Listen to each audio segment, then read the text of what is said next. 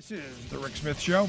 Thanks so much for being here today on the big program. Lots to get to, lots to talk about. Let's start off with the U.S. House of Representatives. They have removed Marjorie Taylor Greene from her two committee assignments on the Education and Labor Committees.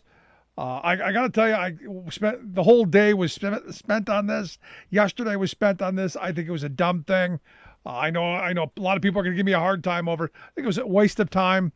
The Democrats are trying to solve the Republicans' problem of having someone like her as the face of your party. I think it was stupid. We should have been doing something else. But this is what we did. The vote went down 230 to remove her, 199 to keep her in place. 3 people did not vote. Of the split clearly was going to be all of the Democrats voted to remove her, and all but 11 Republicans voted to keep her. The 11 Republicans, Carlos Jimenez from Florida, Mark Jacobs from New York, John Katko from New York, Young Kim from California, Adam Kinzinger of Illinois, Nicole Matatakis from New York, Maria Elvira Salazar from Florida, Mario Diaz-Ballard from Florida, Chris Smith from New Jersey, Fred Upton from Michigan, and Brian Fitzpatrick from here in Pennsylvania. A little surprised by that. 3 of those 11 voted for the impeachment of Donald Trump. You had Katko, Kinzinger, and Upton, who all voted for Trump's impeachment. And so, double bad for them in the Republican scorecard. But here's the thing, I look at this and I'll repeat what my position has been. She's way out on the fringe, and she's been very, very okay with that. She could have stopped this a while ago. This ball's been rolling downhill for a while. She could have come out a while ago and said, you know what? Hey, I made a mistake. The incident of the 6th, has brought me to a new place. She could have gone a whole bunch of different directions and just apologized. Hey, I was wrong.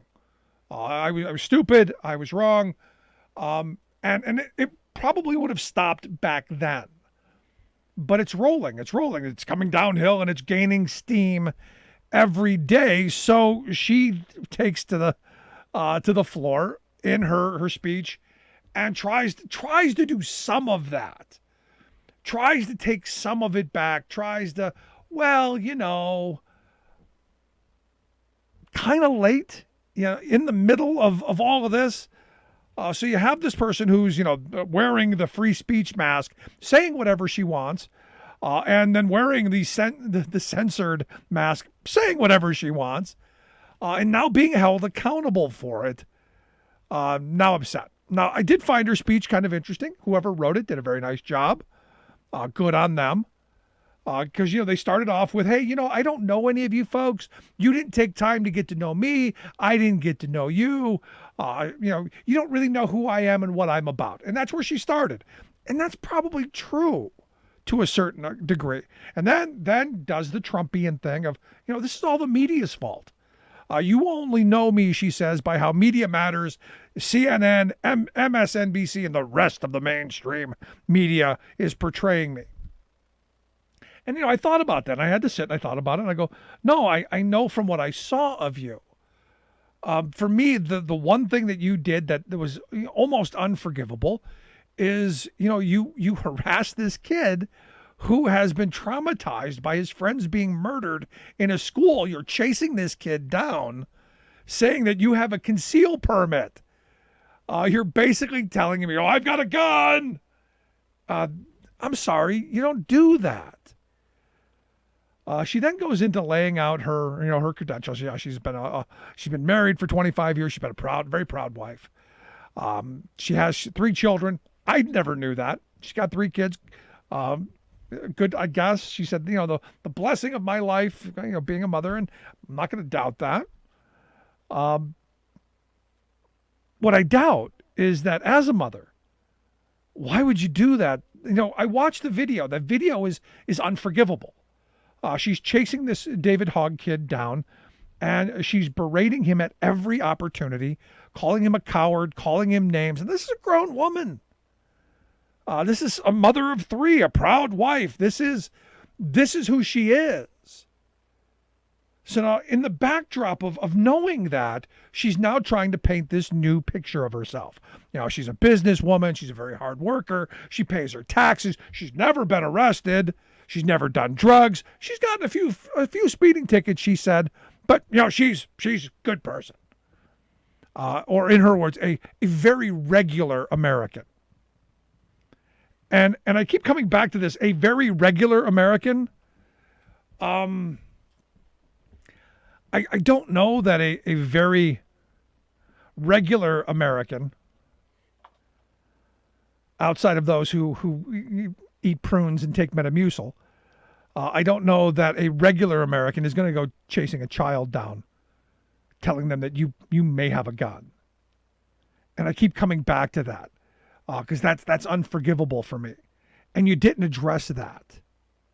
You didn't apologize for any of that stuff. See, for me, all of this stuff then gets weighted by, this is what I did. I apologize for it. I'm sorry. Now, understand, Republicans don't do this. And maybe this is with me being, a Democrat. I sympathize with Democrats. I'm fairly liberal. That I see things from that perspective. That if you screw something up, you go, hey, I take responsibility for it. I was wrong. I get that. And you actually have to mean it. So then she goes into this spiel about how she was never interested in running for politics. She never wanted to run for Congress. She never had any aspirations of doing that until Donald Trump. Until Donald J. Trump came on the scene, he was somebody that I could relate to. And I got to be honest, as soon as I heard her say that he was someone that she could relate to, that she enjoyed his plain talk, with the caveat of not the offensive things, but just the way he talked normally. I'm going, wait a second. What can you define some of those offensive things? What is it that you find offensive? Because most of us look at it and go, all of the things that gave rise to you and the people that you've supported and you're now throwing under the bus, those are the people I have problems with. So she then goes into this whole thing about why she got into politics. She cared about debt. She cared about abortion. She cared about open borders. She cared about children. She cared about, your typical kind of stuff, feel sorry for her. She wanted to stand up for American businesses and she cared about American workers, that kind of stuff.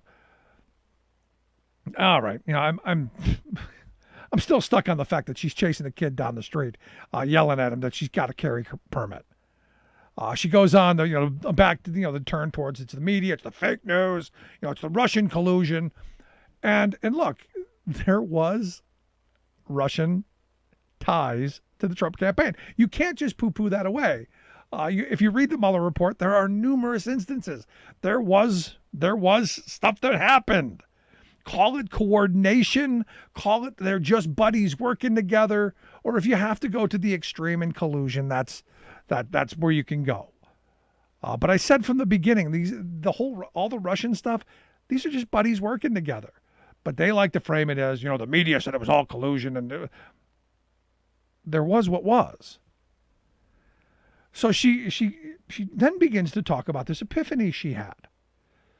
She had this grand epiphany, because she would watch CNN and she would watch Fox, and she realized that, just watching them, you're not going to find the truth. No truth there, she says. So she goes on to say, so what I did is I started looking things up on the internet. Oh, Christ. The last place you go for truth is the internet. So anyway, she goes, I went to the internet because everything you read on the internet is true. She began asking questions. She said, like most people do every day, use Google. And she says she stumbled across something. She stumbled across, like a teenage boy stumbles across porn. She stumbled across something. So she stumbles through this. Anyway, so she stumbles across something, and this is, she says, at the end of 2017, called QAnon. So this is where, at the end of 17, she's found QAnon. And what she now realizes is that, it's now wrong. The information that came from it is problematic. That's the problem here. Because I was liking things and I was talking about things, and through 2018, because I didn't trust the government. I was upset and I didn't trust the government. Now look, this part I'm not completely against her position. I kind of agree. A lot of us want the truth. A lot of us want answers. A lot of us want, to believe in the information and think that we're right.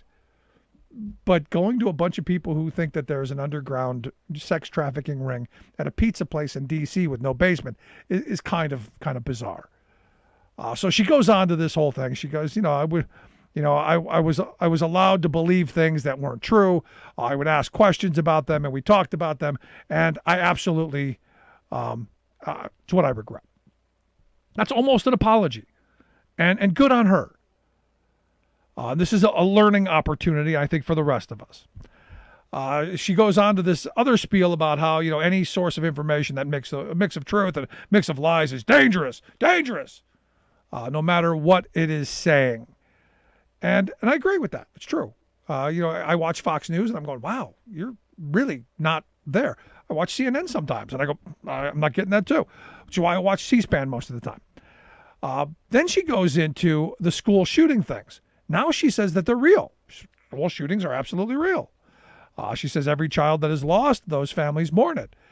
She says she understands how terrible it is because when she was 16, when she was in 11th grade, evidently a kid took a class hostage and she was part of that. And so she would understand. And she's trying to empathize with the kid that she chased down and screamed at that she was carrying a gun, which is where, again, I'm struggling.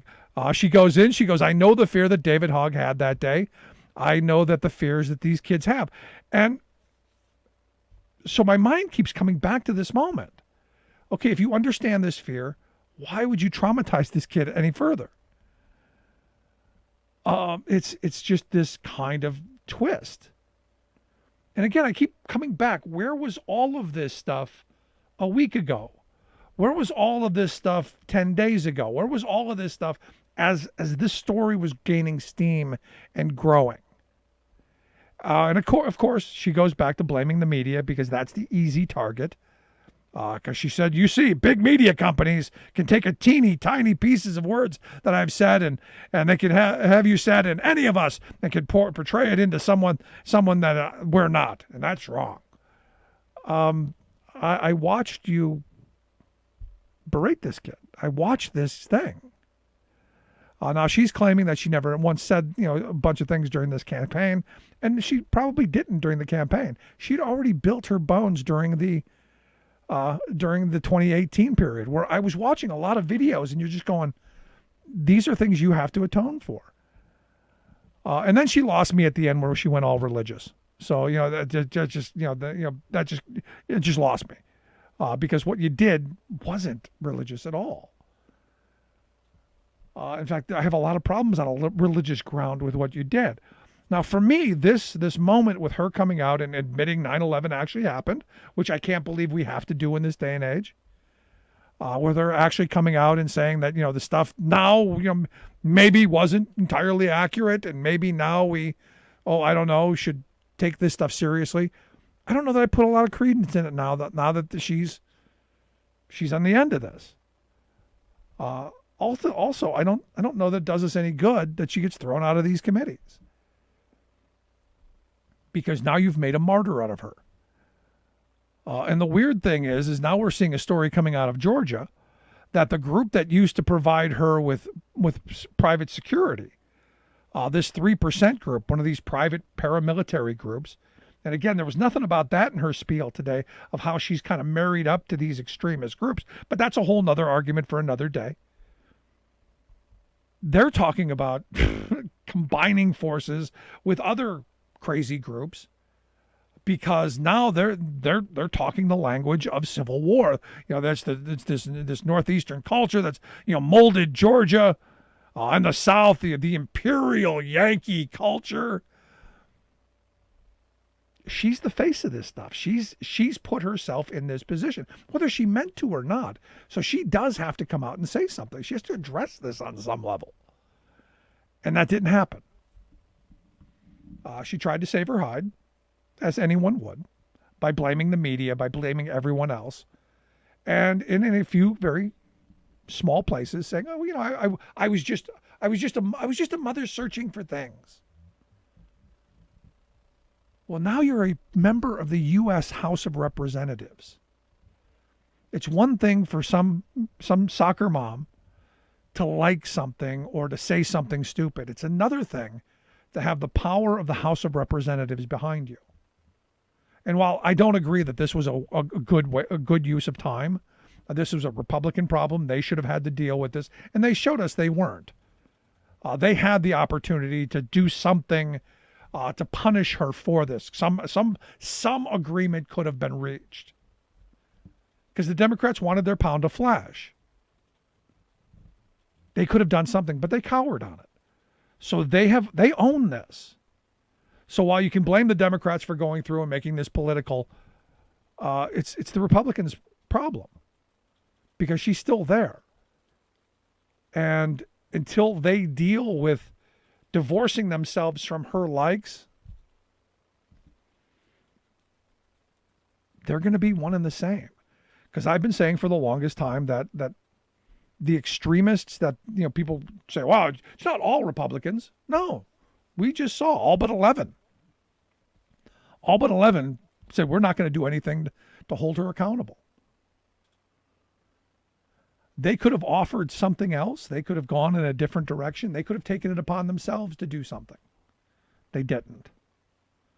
So for me, the interesting part of what happened today is that the Republican Party is the party of this extremism, or at least all but 11 of them. And I guess that's a start for pulling them back to somewhere near the sane line. That's a start of bringing some sanity back. But what I'm hoping is and I've spent a lot of time on this because I think it's important. Because it is important what we say. It is important how we react and how we treat each other. Maybe there'll be some lessons that come out of this that will move us in a positive direction. I don't know. We'll see.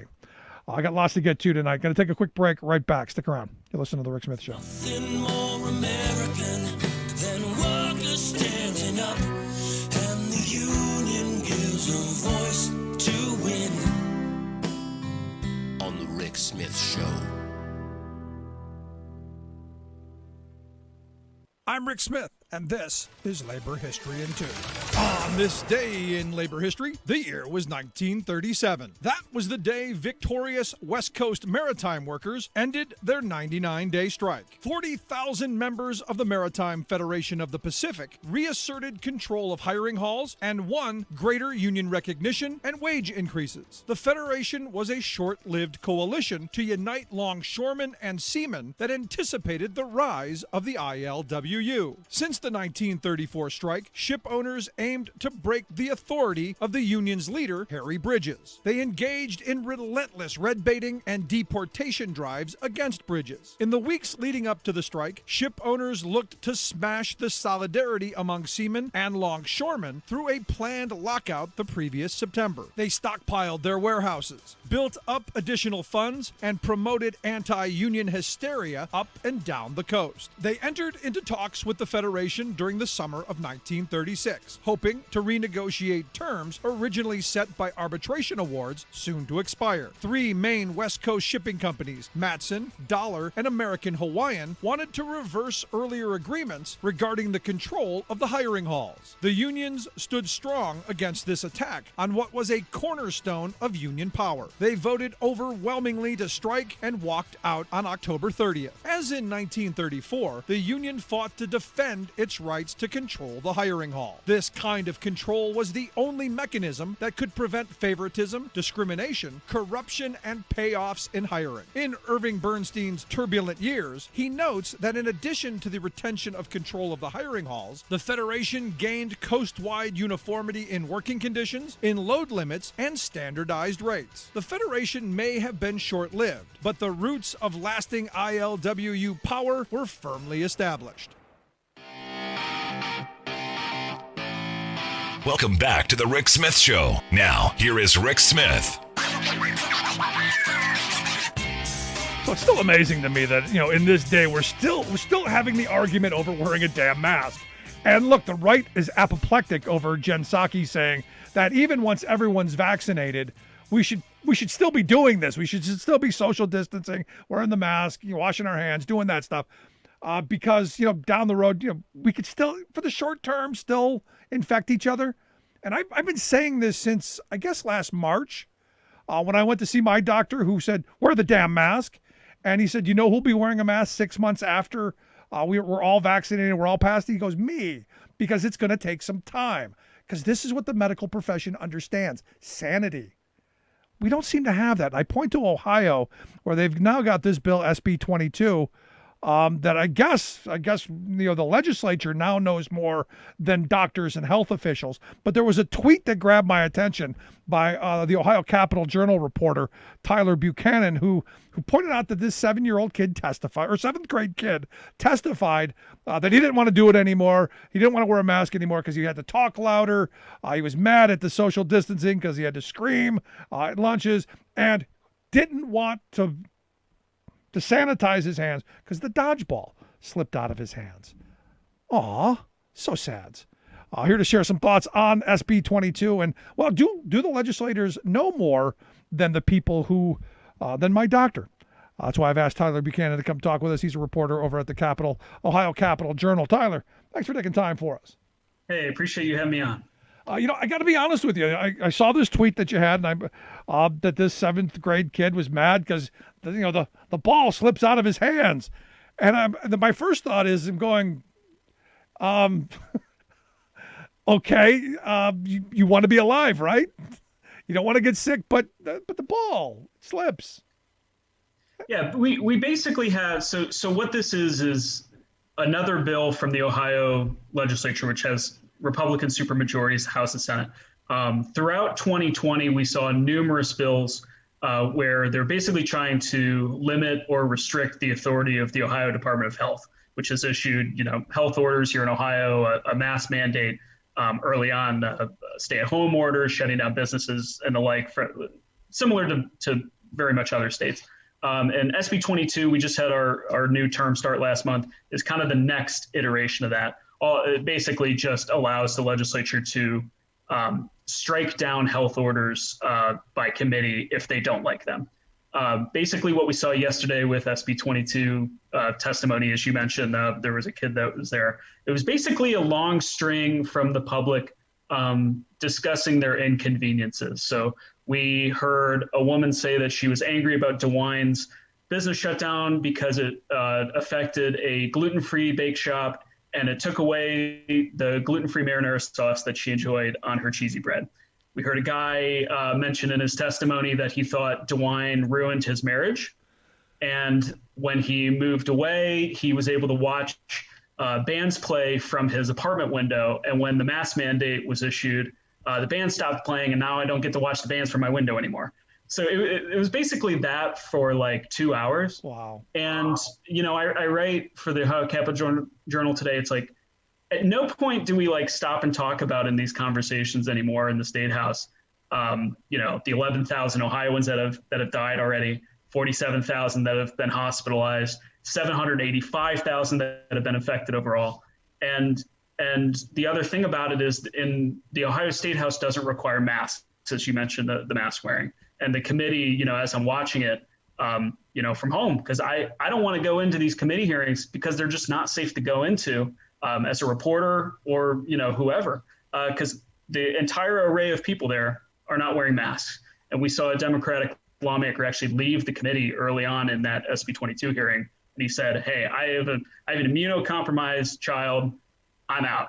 I don't want to be here. That's where we've gotten to, is where reporters don't want to show up, and where lawmakers who are wearing masks say, I don't know that I feel safe being here. I mean, the weird thing to me, Tyler, is these are supposed to be the smart people. These are the people that we've elected to represent us and do what's in our best interest collectively. And look, I hear you. I've heard all of the inconveniences. And look, I hate wearing a mask as much as anyone else. I hate the inconveniences as much as anyone else. But I'm also cognizant of the fact that while I may get it and I might survive, There are other people who may not. I don't know what your situation is. I don't know what the person, walking down the street next to me is. So at some point, to me, this is about common decency and something that we've seem to have lost a lot of, especially in our politics. You would think that you would care about your colleagues and their families, but clearly that's not the case. Yeah, and what I want to make clear is it's not about ribbing any kind of middle schooler who's having, personal struggle with COVID, or forget even children, just adults that are struggling out there. Anybody who's out there struggling, I'm not out here minimizing that there's not personal frustrations and ways that we've all had to change our lives. We all get that. Yep. It's just about the conversation when we're having a legislative dialogue about whether or not we should have elected lawmakers who are not necessarily health officials or health experts whatsoever, to give them the authority to strike down health orders. And so we're going to have that conversation, but to have it, we're going to hear from the public who's talking about the governor ruined my marriage and how I don't get my favorite gluten-free cheesy bread anymore. It's not about me, being glib about their personal struggles. It's not that. It's just to say, if we're going to have that conversation, I want to also have the conversation of who are the people affected by 11,000 Ohioans dying? Who are the people affected by the 47,000 that have been hospitalized, and et cetera? We've had over a dozen Ohio lawmakers alone that have gotten COVID since last summer. Over a dozen. It's crazy. In fact, I found out today a friend of the show, Ann Feeney, passed yesterday. Of COVID. She was 69 years old. She in the labor community, she was the voice, the song voice of the labor movement for decades. And to have her pass from COVID, is one of those things that, angers me because it didn't have to be. Because sadly, we can't come to what used to be kind of a common sense. And maybe it's just me that I think we used to have a little bit more common sense in the past. Because, there's part of me that goes, the hearing that we're talking about over this SB 22, where legislators brought these people in, brought this child in to say, I'm angry over the ball. I don't get my cheesy bread. Oh, I don't get to see the concerts. I would want to believe in the old days, someone would just walked up and slapped the legislator for bringing that on, because that's not germane to our conversation. What we should be talking about is how we make sure that people are able to be safe and still do the things they need to do and hold others accountable who aren't. To me, I don't really care about your cheesy bread or your concerts or your ball, for that matter. Yeah, and to be clear, one of the more consequential things, and this was really the key to my article today, besides even just having to deal with the kind of minor inconveniences relative to the broader deadly pandemic we're all dealing with, is yesterday's hearing was interspersed with people spreading misinformation about masks, spreading misinformation about vaccines. We have anti-vax groups in Ohio that are represented at these hearings. The president of one of the most prominent anti-vax groups was there yesterday, and she just gets an open floor for 5-10 minutes to talk about how, just vaccines are not tested. I don't want to spread all the things, but you can imagine. Right. And we have a Republican legislator that starts to tell this third person anecdote about, I heard from a relative who said that they got a vaccine and then felt weird. I'm not sure if it had anything to do with the vaccine, but can you, the president of an anti-vax group, can you now comment on that? And it gave her even more minutes to talk about it. And so you just have these people that, the beauty of the legislative process with committees is that it gives an opportunity for regular citizens to come in and tell legislators directly to their faces what they think about bills. Obviously, that's a great thing for democracy. Obviously, that's great for the State House. The other side of the coin is it then becomes an opportunity for bad actors and for people that are spreading misinformation to come in and just give it unfettered. And all this stuff is unchallenged. They don't challenge on the anti-vax stuff. They don't challenge on the anti-mask stuff. It goes unchallenged. It's just kind of frustrating. No, it's crazy. But, and what it's turned into, and like these hearings have been for a while, it's just political theater. where the people bring in their people to testify, and they already know the answers to the questions. They're just teeing up, beach ball size softball questions for them to just throw out, as you've said, some of the worst misinformation. And I go back to Giuliani and the Trump bandwagon coming here to Gettysburg, and that whole ridiculous show that they put on. At some point, is there a way of pulling that back, or are we just stuck with this? Stuck with having misinformation? Yeah, there's got to be a way of at least putting people under oath and saying at least what you're saying is somewhat true. Yeah, I will say that it depends on who it is leading the committee and what types of arguments they're allowing to be propagated or not. I will say that the committee that we're talking about yesterday, they don't require masks in the Ohio State House. It's required in every other public place. If you go to a restaurant, you have to wear a mask to and from your table. If you go to a gas station, if I go anywhere, I have to wear a mask, except for the Ohio State House is exempt from the mask rule, which lawmakers take advantage of and the anti-maskers that are testifying take advantage of. And I will tell you that even though they don't have an anti-mask rule or a mask mandate, they were lining up chairs, but they were like flipping some around, so that the idea being, we're going to force social distancing because you won't be able to sit, side by side. And the people just come in and they flip the chairs back around, and everyone's sitting there, and the committee chair doesn't say a word. And it's just. Here's the thing that bothers me, Tyler, is it's one thing to, as I said from the beginning, I think the two of us, I think if we got it, we'd be okay. I think we'd get through it. It may have some side effects down the road, but I don't know that it's killing either one of us. I think what's happening and what's happened is we've made this a political issue to where now, because it's become so polarized, it's actually so much worse than it had to be. And that's a real problem. I mean, we have people who are doing things in the most defiant ways because they believe it's an ideological position. And look, the virus is raging out of control. I mean, finally, we're coming down a little bit, but now we don't know what these mutations are going to end up being. And it's all because we didn't do the right things at the beginning. And today, 450,000 people, we've crossed that threshold. I don't even know where to go with that. I'm so ticked off. I think for me, what's so striking is just that we have to keep fighting these battles. We had to fight, I just mean the state of Ohio and reporters having to put out good information for people. And that this turned into a political battle of wearing masks. It turned into a political battle of what kind of shutdowns we were going to have. Now vaccines has been the latest political battle in Ohio. The new chair of the Ohio Health Committee, the Ohio House Committee on Health, just was in a big report from HA Plus about being quoted talking to an anti-vax group saying, I have to stop this expletive from coming to Ohio, basically. This is last April. So we have an anti-vaxxer basically leading the Ohio House Health Committee. Just so much of this stuff has been politicized. And the fact that we're almost a year into this pandemic here in Ohio and across the country. And it's like, we still have to have these battles about whether to wear a mask or not. We still have to have these battles about, that masks are effective, that the vaccine is proven, that, you just go down the list, that social distancing is worthy. It's like, it's just like we haven't learned. That's how it can feel sometimes. No, and I get that for the average person, but I don't get it for our elected leaders, because they're supposed to have access to the best information. They're supposed to be able to get anybody they want to answer questions. And you expect more from leadership. At least I do. And I look at Ohio, much like Pennsylvania.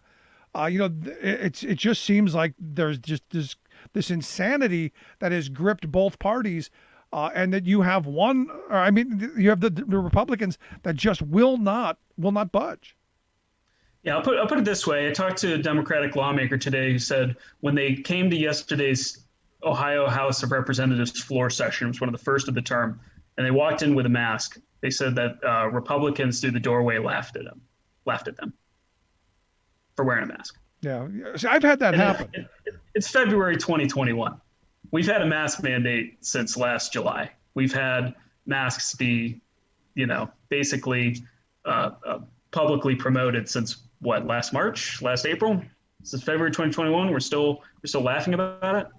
It's crazy. It's dispiriting sometimes. And sadly, you get these people who whip up the dim among us, and they do crazy stuff. Because look, as a reporter there in Columbus, I'm sure you were part of all of the anti-mask stuff as they were storming the Capitol and doing all that stuff. I guess I'm just stuck in this place where, I look at people and I go, how can you, just common decency. How can you, look, if you don't want to wear a mask in your house, do that. But when you're out around other people, it's a mild inconvenience. And these are the kinds of things we think about in response to when Governor DeWine released his budget proposal a couple days ago. One of the big things was he wants $50 million for a public relations campaign, basically a tourism campaign for Ohio. But instead of touring Ohio, he's thinking like, I'm going to promote Ohio to, smart millennials in San Francisco that want a cheaper, smarter place to live. Because it's a progressive state. So he gets asked by a reporter, says, I've talked to younger people and they say that they've either moved away from Ohio or they're not sure that they want to move to Ohio because of some of the legislative priorities and some of the things they've seen during COVID and all this stuff. And DeWine responds with, we're a very welcoming place and we're a progressive state. So I don't know if he means politically progressive. I assume not. He's a conservative Republican. I don't know if he means culturally progressive. I don't know if he just means generically, just we're a forward-thinking, innovative place. In many ways, we are. I love Ohio. As much as we talk about the frustrations of different things, it doesn't take away your pride of home. But to call it a progressive state when we have Republican supermajorities that won't require masks, that some laugh when a Democrat walks in the room wearing one. It's just an anecdote. But that is a bit too far. It reminds me when I was a kid, and I talked about this the other day when Cleveland decided they wanted to be like New York, and they wanted to come up with a fruit. New York was the Big Apple, and Cleveland was going to be a plum. I have no idea who the hell thought of that, but there was a whole PR campaign around it. They had bumper stickers, T-shirts, they had all kinds of craziness. Didn't really hold though, because I'm sure you have no idea what I'm talking about. Yeah, I haven't heard that one. I am from Northern Ohio, but I hadn't heard of the plum. Yeah, it's crazy. But Tyler, I appreciate the time and the thoughts. I'd love to talk to you again at some point, and stay safe. Absolutely. You too. Hope to be back on. Good stuff. Thanks so much, Tyler Buchanan, reporter over at the Ohio Capital Journal. Quick break, right back. Stick around. Remembering that united we bargain, divided we beg. Rick Smith.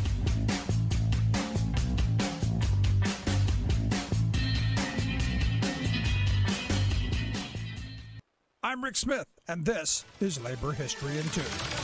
On this day in labor history, the year was 1825. That was the day the Ohio legislature authorized the Canal Act. The act called for the construction of 2 canals. The first would connect Lake Erie to the Ohio River, stretching from Cleveland in the north to Portsmouth in the south. The second would connect Cincinnati to Toledo.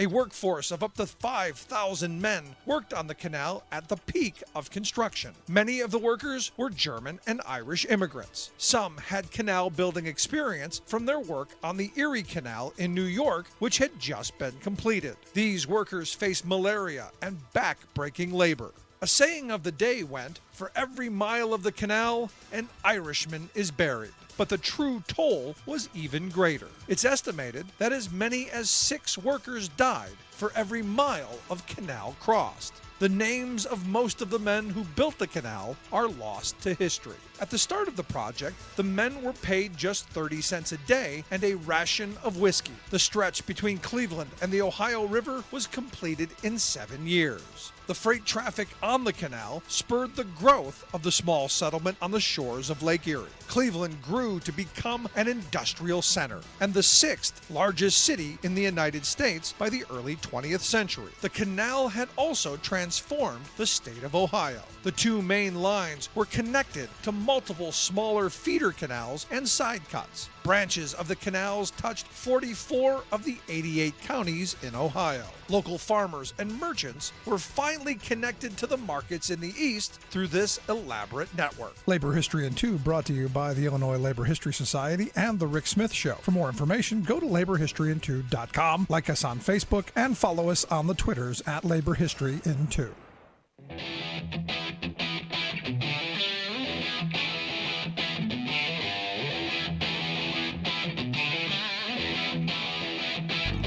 Welcome back to the Rick Smith Show. Now, here is Rick Smith. So evidently, yesterday you had Congressman Matt Gaetz on the Steve Bannon podcast, and I rarely talk about Bannon, but I thought it was funny that Gaetz said that he'd give up Congress if Donald Trump just called and said, "Hey, come represent me." And I got to be honest, Donald, if you're listening, by all means, free representation. You won't have to stiff this guy out of anything. He's willing to come do it for free. In fact, maybe he could get Marjorie Taylor Greene to come along and that Lauren Boebert, and you could have, see evil, speak evil, and be evil as your defense team. Maybe this is where you go. Free legal advice from the champions. Crazy, crazy stuff. Anyway, here to share some thoughts on the top story of the day. Evidently, no, we're not going to have Marjorie Taylor Greene to make fun of on the Labor and Education Committee. I've asked our good friend and Adam Cohen to come talk with us. Adam is the vice chair of the board of directors for Lawyers for Good Government, their website, lawyersforgoodgovernment.com. Adam, thanks for taking time for us. Oh, glad to be here, Rick. And I can tell you one lawyer that Donald Trump is not going to get on his team is the guy that you're talking to. So. And look, I don't think any reasonable lawyer of any thought would go and try and defend him because, to be honest, indefensible. And I understand, look, everybody's entitled to the best defense, and I get that. But what the guy has done is virtually indefensible. Well, a little bit of history for you if you didn't know. Of course, you know about the Boston Massacre, right? The British soldiers. John Adams, one of my favorite presidents. Yep. And so you know where I'm going with this. I do. John Adams was the one that defended the soldiers. And got him off. Indefensible. And got him off. He absolutely did. So, but I mean, morally, I can't pick up where, maybe I'm just not as good a man as President Adams, holding myself in very lofty regard, apparently. But I just could not do it. I mean, how do you add to this madness?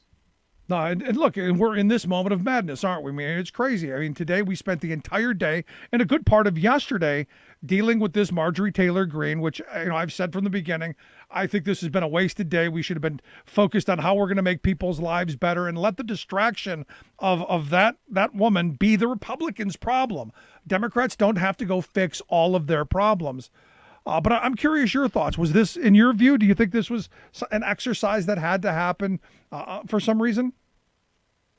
Well, it's incredibly offensive to the Parkland victims and the Sandy Hook victims to have Marjorie Taylor Greene on the Education Committee, right? I mean, this is a woman that denied these school shootings actually occurred. And then on top of that, decided that she was going to harass David Hogg as he was advocating for the safety of students. So I understand where you're coming from. This seems like more of a symbolic gesture, and this does give Republicans fodder to then go after people like Ilhan Omar claiming moral equivalence, which doesn't even come close to existing. But I do think that you don't want somebody like Marjorie Taylor Greene in a position to actually have an effect on legislation. So she's off the committee. She won't participate in any of the hearings. She won't really have any input on what happens in Congress. Yeah. But for me, I wanted her two things. First, as I said yesterday, it does show how little Republicans think of labor and education that they would have put her on those two committees. But the other part of it is when you're talking about the need for more school funding and for better public education, I would have loved to have been able to go Exhibit A, folks. The reason we need better educated populace, the reason we need more civics education, the reason we need better schools for our children, right here. It would have been great televised hearings, right? Having, excuse me, showing Marjorie Taylor Greene on C-SPAN. Everybody since 2016 obviously has been watching congressional hearings much more than they've ever watched them in their entire life, and this would have fit right in with that. But don't we have enough of a circus in Congress? I mean, we've got her, we've got Lauren Boebert, we've got Matt Gaetz.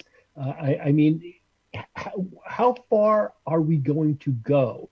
This is supposed to be serious business for people that are trying to help American citizens.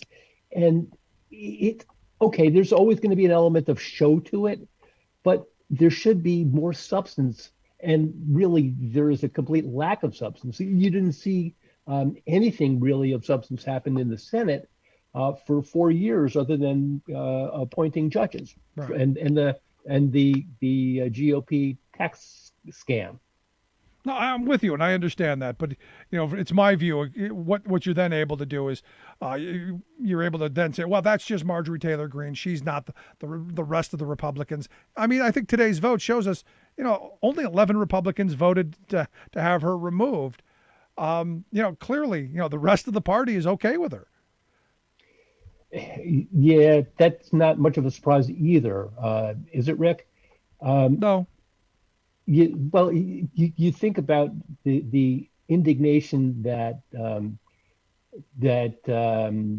Kevin McCarthy, the GOP minority, thank you, Kevin McCarthy has shown over the efforts to silence, quote unquote, Ms. Greene. And then you take a look at his own record. Here's a guy that condemned anti-Semitic comments that she had made in the past, yet has a history of anti-Semitism of his own, when he tweeted out that Tom Steyer and Bloomberg were going to try to buy the election, Jewish men trying to buy the election. I mean, let's just extend those tropes. And then you have Steve Scalise, the number 2 man in the House, who compared himself to David Duke, saying, "I'm David Duke without the baggage." I mean, this is your leadership. It was just a matter of time. And I just think that they got away with it because nobody was paying attention before.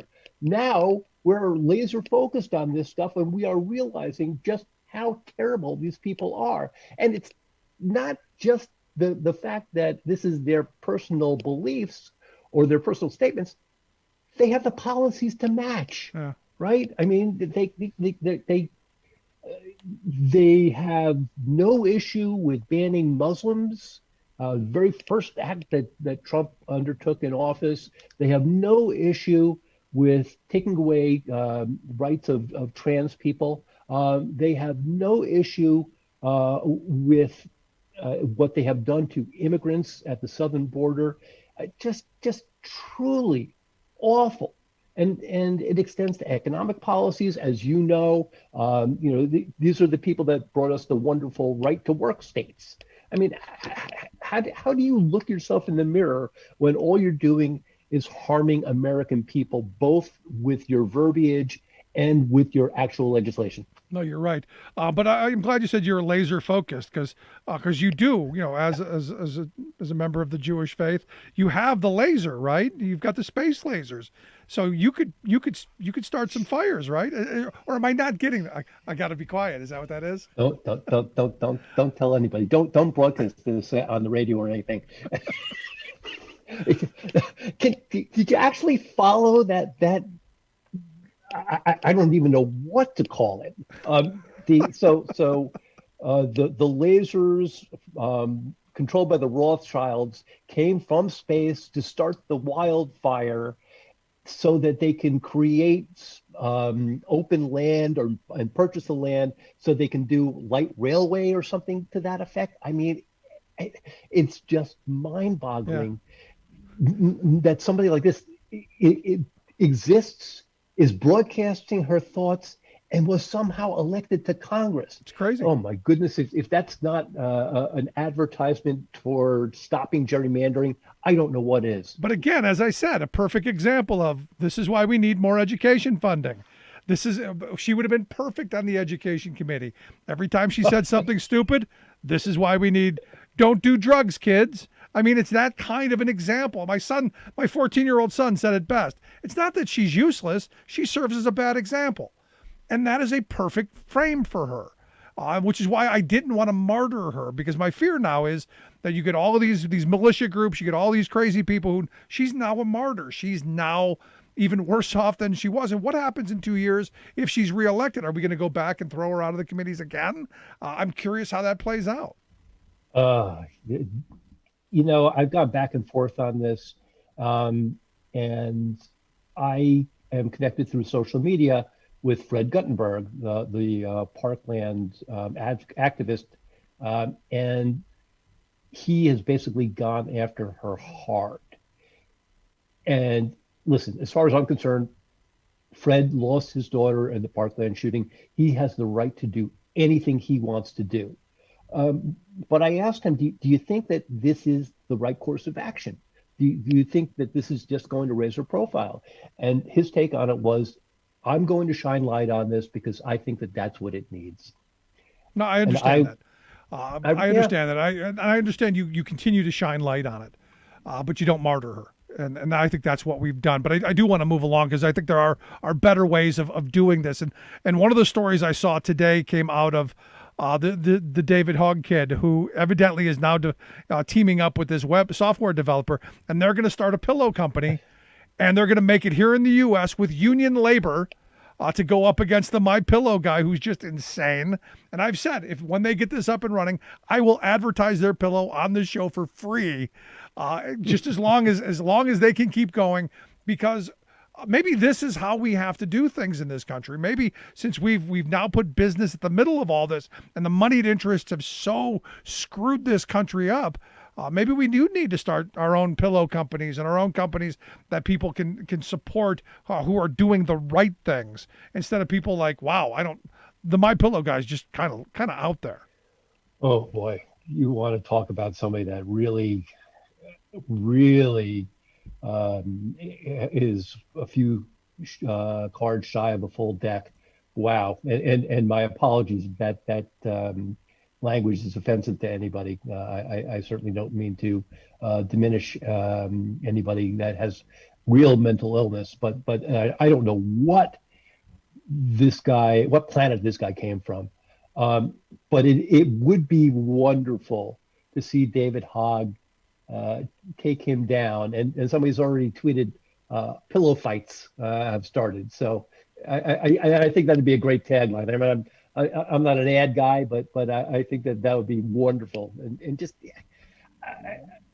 now, part of the problem, of course, is that Lindell funds the programs on Fox that he funds. I don't know if he goes so far as to fund Newsmax. Newsmax may be a Koch operation or a Mercer operation, and OAN.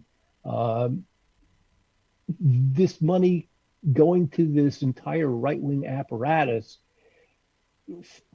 and that's really just startlingly preyed upon people that are either ignorant or so vulnerable that they want to believe these things. And it just, you look at it and you say, well, it's not possible that it could get any further out there. And then every day it seems to, right? Yeah. No, I had someone say to me today, I thought things were really bad when we were talking about freedom fries. And I said, well, yeah, that was part of it. But, this isn't new, because you go back to World War I, we had Liberty cabbage. You go back to that era, we were just as crazy then. I think the internet has taken us to that next step where those groups now have found a way to find each other, and then the really talented people who fund the OANs and the Newsmaxes and all of these, the really talented people, the marketing people, put that messaging out there that someone like Marjorie Taylor Greene in her spiel admitted, look, I was looking for something. This is something that seemed plausible to me. I'm sorry I was wrong. She didn't say I'm sorry. She goes, I was wrong for believing it. And there's a lesson there. I really believe there's a lesson in what she said, because there are people who are searching for things. The problem is the people who are telling them stuff, don't have their interest at heart. No doubt. And when you get that approval from the crowd by being more outlandish and posting more videos with more just unsupportable theories, and more people donate to you, more people give you that attention that you seek, that just makes it worse, right? The problem compounds on itself, and you just seek the attention more, and well, that's how we wind up with Donald Trump and Donald Trump wannabes that are saying that there are Jewish lasers from space that are causing campfires. Yeah, and then she said in her little spiel that Trump's the reason that she got into it, because she liked how he talked. And then even she made a caveat of saying, not the offensive stuff. And I would love to know what she views as offensive, given the things that she's. Excellent question. An excellent question. It just is what it is. Last question I've got for you. Obviously, in the next couple of days, we're going to be talking impeachment. The managers are going to be making the case. From your legal trained eye, what are you expecting over the next couple of days? Well, it's kind of interesting. I don't know if you caught the story that Trump's lawyers had filed what they called an answer rather than simply filing a brief. And Jamie Raskin shot back a letter saying, well, okay, so you are disputing the facts here. That means we have to call witnesses. And guess what, Mr. Trump? We're calling you as a witness. Now, are they going to then, I'm sure he won't do that. Are they then going to follow up with a subpoena?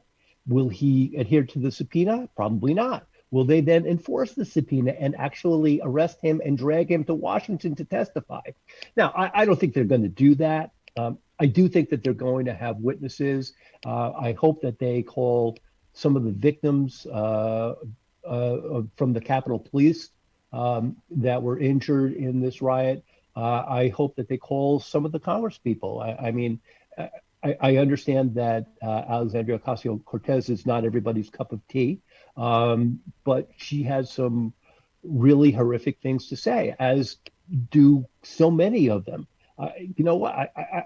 I would think that they might want to consider calling a Republican, maybe Adam Kinzinger. I don't know. They probably won't do that because it's a little bit more risky. But we're going to be treated to firsthand accounts of these things, and it's going to be very damning. And it's something I think we need as a country. If we're going to move forward, you've got to know who did what, when, how, and why. And for me, it's not just those people who stormed the Capitol, but it's all the people who made it possible. The people who blew the dog whistles and blew the bullhorns and funded it. For me, that's the other part of it. But Adam, I appreciate the time and the thoughts. Really great talking with you. Likewise, Rick. Loved it. And maybe we can come back and talk some labor issues. I would absolutely love that. Fantastic stuff. Adam Cohen, Vice Chair of Board of Directors of Lawyers for Good Government, lawyersforgoodgovernment.com, their website. Gonna take a quick break. Right back. Stick around. You're listening to The Rick Smith Show. Remembering that united we bargain, divided we beg. Rick Smith.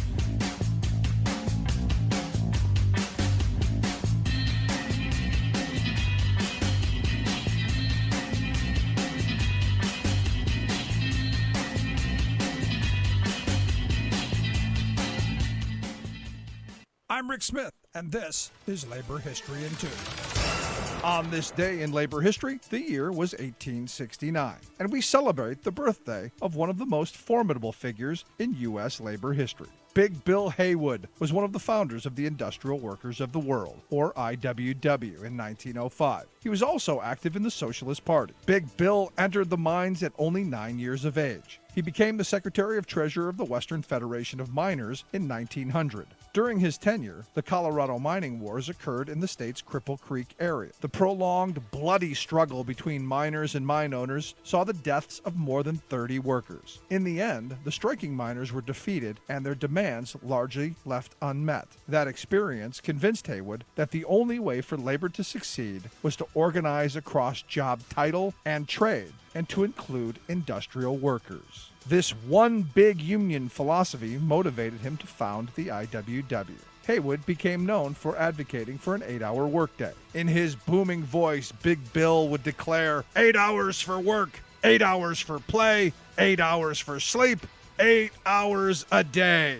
In 1918, Haywood fell victim to the first Red Scare. He was convicted of violating the Espionage Act of 1917 for calling for a strike while the nation was fighting World War I. His sentence was 20 years in prison. Haywood served 1 year. Then, while out on appeal, he jumped bail and fled to the Soviet Union, where he died 10 years later. He is often remembered for a famous quote from his autobiography, which reads, "The mine owners did not find the gold, they did not mine the gold, they did not mill the gold. But by some weird alchemy, all the gold belongs to them." Labor History in 2 brought to you by the Illinois Labor History Society and The Rick Smith Show. For more information, go to laborhistoryin2.com, like us on Facebook, and follow us on the Twitters at Labor History in 2. The Democratic Party establishment is now issuing a go slow warning to the new president they backed. They instruct that while Biden should undo the worst edicts of Trump abnormality, he should not attempt the kind of big idea Rooseveltian structural changes that progressives advocate. They claim that it was Biden's moderate, incremental campaign for a return to pre-Trumpian normalcy that got him elected. If ignorance is bliss, these champions of the corporate-run status quo must be ecstatic. I was out there in the thick of last year's election, and it definitely was not establishmentarians who saved our nation from Trump, too. While party insiders insisted that Biden be the Democratic candidate, they didn't have the voter credibility or outreach to elect him. Big donors and powerful lawmakers don't go door to door, send millions of personal text messages, or volunteer to organize mass rallies. Rather than working with insurgent grassroots activists, the old guard that controls the party apparatus largely got in the way of success, arrogantly refusing to back progressive nominees and deflating the morale of volunteer activists. And while Biden's muted campaign of "I'm not Trump" was calming to moderates, it stamped out any spark of enthusiasm that most voters might have had if he had been a more robust champion of people's needs.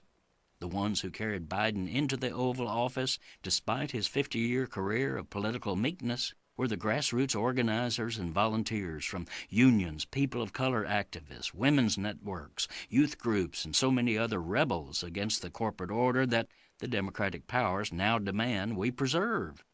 This is Jim Hightower saying Biden's presidential legacy depends on his breaking with Washington insiders and aligning with insurgent progressive activists to make the party an FDR-ish party of the people again. Hightower's commentaries are brought to you by the Hightower Lowdown, the monthly newsletter with Hightower's take on what Wall Street and Washington are up to. For information, visit hightowerlowdown.org. Welcome back to The Rick Smith Show. Now, here is Rick Smith. So, former vice president, I love that. I also love saying former president when referring to the other guy. But former Vice President Mike Pence evidently going to be joining the Heritage Foundation as a distinguished visiting fellow. They don't even want him full-time. They just want to use him, prop him up, show him around. Now, does Mother get a title too? Does she get something, a little something? No? See, it's that kind of sexism. I'm telling you, it's bad. It's bad. Anyway, here to share some thoughts on the big story of the day. the crazy one with the space lasers. No, she doesn't have space lasers. She thinks the Jews have space lasers. That's right. I've asked our good friend Sarah Burris, a fantastic reporter over at Raw Story, to share some thoughts. Sarah, thanks for taking time for us. Pew, pew, pew. Space lasers. If it wasn't for the pandemic, I would go to Temple with my boyfriend and ask the rabbi if I could take a turn at the space laser, because there's a couple of people I went to high school with I could smite. There you go. That sounds like a great idea. Listening to Carol laugh is the funniest thing ever. I thought the Jewish space laser was just to make sure that you could cook like your challah bread really quickly for Passover. Just be like, bam, it's done. Be like, challah. I think you broke my wife. I think you broke her. Space lasers. That's all it took. All these years. Space lasers. That's it. But here's the thing. This is what gets me.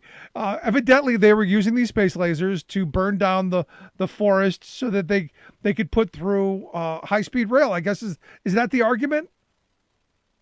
I thought that she said that the space laser is what started the fire in California. All of the wildfires in California, I guess, zapped a transformer, because PG&E actually did go through and found which transformer caught fire and sure they do what the problems were with it. I mean, I guess she had to revise her plan to be like, oh, well, I guess the Jewish space laser, that's the transformer that then malfunctioned and caught fire. And I was very confused. Yeah, there were a lot of conspiracies where I was just like, wait, I got to read this again. Here's the thing. As one of my conspiracy friends always likes to tell me, whenever I mock whatever nonsense he comes up with, you'll be sorry. You'll be sorry when you find out it's the truth. And I go, okay. So when I find out the Jews have space lasers, I'll be sorry. I will. I will be the first to admit I was wrong. If my Jewish friends have space lasers that are going to burn my yard down. Got it. We can make some really cool crop circles. There's a lot of fun that you can have with a space laser. I mean, I've been planning all kinds of fun things. I don't know about you, but it's winter and my feet get really cold. Be like, God, it would be so great to have a space laser about now. Just be toast up the end of the bed there a little bit. And yeah, and see, I can think of the space laser might be a good thing that I won't have to shovel my driveway anymore. Right? There's so many benefits to the space laser. Yeah. And I'm rethinking my I think we need a space laser. I think maybe this is what Trump was working on. Maybe with Space Force was coming space lasers. Okay. Right. I wonder if you can fill out your profile at JDate and be like, I'm the vice president of the space laser. And see if that would give you any extra dates or anything. Wow, just crazy. But let's get to today's vote. 11 Republicans, all the Democrats voted to remove her from the Education and Labor Committee. My position has been, from the beginning, this is a dumb idea. I don't know why the Democrats feel the need to save the Republican Party from themselves, but I'm curious your thoughts. I agree with you. I think it's so stupid that they're trying to do something nice for the Republicans, because basically they put the Republicans, they did a favor for the Republicans by giving them an out. If we left this up to the Republicans, then it would be their responsibility to take care of her and to, do something to reprimand her. One of the things that I can't remember who it was. I think maybe it was Tim Kaine or somebody like that who was talking about how, it seems like of all people that would want to quiet her down, it would be the Republican Party, because, these kinds of things are just making everybody's life a lot worse, and it's raising a heck of a lot of money for Democrats. And it seems like a really, really stupid idea, but no, hey. I'm with you. I thought it was a dumb idea. And as I've been saying, and maybe you'll agree, I think it would have been fantastic when you have a hearing on education funding and someone says, no, we need less education funding, and you go, no, we need more. Look, right here she is. The reason we need more funding for education. The woman who believes there's space lasers, that the Jews have space lasers. And apparently there's some Satan worshiping god named, what was it? Morok? Yeah. I had to look this up today. We had this whole conversation. I had to look it up because I kept thinking Mordor, and I was like, no, that's Middle Earth from Lord of the Rings. And then I was like, Morlock, and I was like, no, that's from Time Traveler. There are a lot of weird names, and I didn't know any of them. And as somebody who is a leftist, whatever they call us, I feel like I should know these things if I'm being accused of eating children, or wearing their faces or whatever it is. I forget. So, So are you here to say that you don't eat children and you don't wear their faces? I don't. It's not. I find that children can be a little bit loud. So, if they're quiet children, then I'd probably be more into hanging out with them and, doing some coloring or something. But, Yeah, they're not very I like big. my friend's teenagers. And they're also not very big, so they don't go very far. That's true. I mean, it's really hard whenever you're walking around an amusement park to drag a small person with you because their tiny little feet they can't take as big a step. No, I mean it really is ludicrous that some of the stuff that these people think about, and I think Anderson Cooper did an interview with a guy who was one of these QAnon people way out on the extreme, who said, look, I'm sorry, boy, I was really crazy. I can't believe I thought that you ate children and drank their blood and all this just really bizarre stuff. And if I'm Anderson Cooper listening to this, I'm going, I would be going, I can't believe I'm sitting here having a conversation with this guy. I know. I mean, first of all, I don't know about you, but if you cut your finger and you suck on it, it's really gross. Go with a red wine, do a nice Merlot. There's no reason to drink anybody's blood. That's nasty. Plus, you're probably going to get a disease or I don't even know what. So it's just, why? I don't know. Yeah, I'm right there with you. Now, let's move along. Evidently, the grand juries have been throwing the book at the Capitol rioters, which to some, very, very unhappy. I mean, they're kind of shocked. I mean, the one story, this Jenny Cudd woman from Texas who was begging to go on a vacation to Mexico, was just pure white privilege on every level.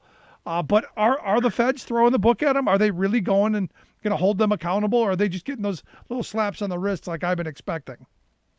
So I think initially what was happening is there were some slaps on the wrist. So Jenny, the florist from Texas, she had only been charged with a misdemeanor, and that's why she was asking, can I go to Mexico for a vacation? When the grand jury passed down these indictments this week, 15 people were indicted. Most of them got anywhere from 3 to 7 different charges. I think Jenny got 5. And these are felonies. So Jenny ain't going to Mexico. She may be going to Mexico, but she's trying to run. Might be fleeing to Mexico, but she's going to be very lucky if she can get bail. If she can get out on bail, she would be very lucky. I can't remember what it is that she did. I think she was the one who broke down Pelosi's door. Yeah. The guy who put his feet up on Pelosi's desk, he got 5 charges. There are a couple of Proud Boys. And this is the interesting thing that I read that I think it was Marcy Wheeler captured, and I saw in the indictments today. A couple of the Proud Boys, the indictment paperwork that talks about what their detention should be, it suggests that there could be additional charges that are terrorism related. And that is the first time we've heard that from the feds at all, from anybody in the feds. Even the indictments don't specifically say it. It's in the detention paperwork.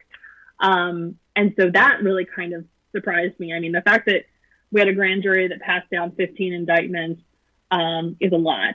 And I wonder if I think that grand jury is still going because the FBI is still looking for 200 people.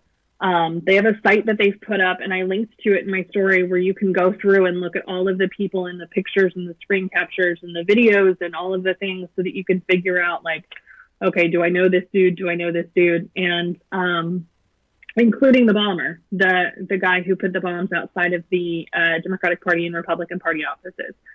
So, it's been a week of indictments, and I don't believe for a second that this is the end of it. I think this is probably just the first round of them. Good. We should have a channel. We should pay for like a C-SPAN version of this, so we can watch all of the trials. We can watch in real time as they're being arrested. We should have wall-to-wall coverage of traitors being captured. We should make a reality show out of it. Get some advertisers, pay off our national debt. Because I'd watch in a heartbeat. I would, because I nerd out on trial stuff. So, and I think especially whenever you hear, I'm curious to hear what some of the excuses are going to be. Are they going to do plea deals? If they do plea deals, what are those plea deals going to entail? The two police officers from Virginia that were taking selfies, those guys are, I think it's 4 charges apiece. And these are not slap on the wrist charges. These are charges that will prevent them from ever being police officers again. They'll never be able to carry weapons again. And they're going to do actual time, which is probably going to be really painful for a cop in jail. Yeah, no, and look, I said on the day that this was going on, what's going to be interesting is when they round all these people up and take their guns, then you'll hear the collective whine. That's true. They've been saying, for since Obama? So like 12 years that the Democrats are going to take their guns. And what's hilarious about it is that the only reason they're getting their guns taken away is because of their own stupidity. So it's your own damn fault. Yeah. Look, I have no sympathy for them whatsoever. And I'm all for maximum sentences. It's that simple. Now, out of this, you've got Trump being impeached. That's going to begin next week. I'm looking forward to that. They actually called. It called for Trump to come testify. I guess he's turned it down. I was hoping he'd show up. That's the thing. I think the first. I'm wondering if this first round of letters is, "Hey, would you like to come testify?" And Trump is like, "No, I'm good." And then they're like, "Here's a subpoena." That's what I would like to see. I think that they should subpoena his ass. And if he does not show up, I think that speaks a lot about what he has to say or not say.